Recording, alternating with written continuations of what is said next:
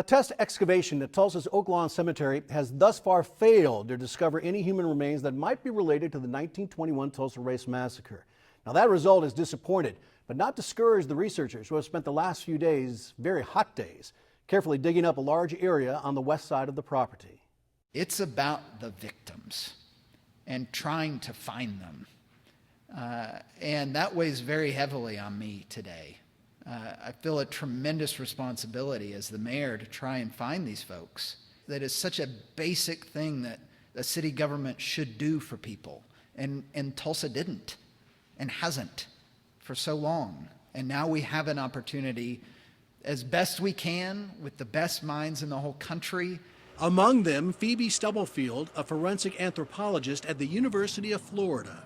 I will be looking at the skeletal remains for many features, but for this test excavation, I'll be focusing on, are there signs of trauma? And within the context of a violent death, not a, peaceful one. The test excavation is being supervised by state archaeologist Carrie Stackelbeck.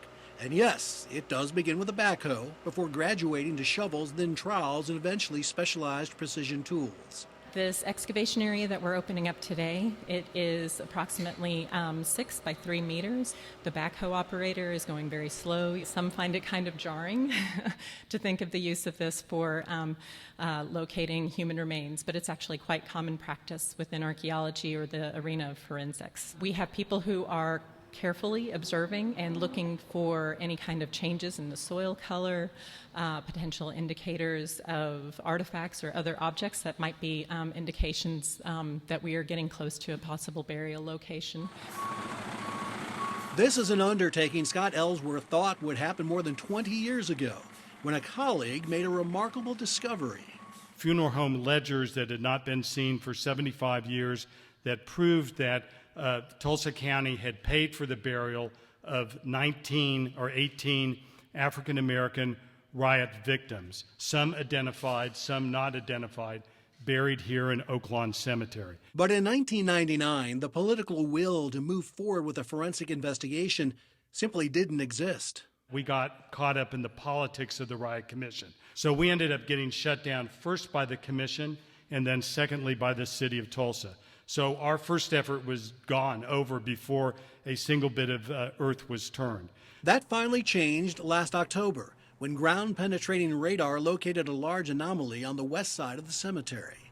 For Brenda Alford, a descendant of a massacre victim, justice delayed is better than justice denied. I am honored and humbled to be here in this day and time to witness this time in history, to stand in their stead as we try to go about remembering them, bring about the truth, and sharing that truth with our community to bring some sense of closure to that horrible time in our history. Bringing true closure will require DNA recovery from any remains that are found and then matching that DNA with a living ancestor. I'm very hopeful that, yes, we'll get enough preservation to extract DNA. Maybe we'll be very fortunate, but this is me really dreaming that we'll get nuclear DNA, because if we get that, that's identity. We are not proposing to do any recovery at this point in time. We will be embarking on developing plans for a larger effort, larger excavation that would entail doing disinterment.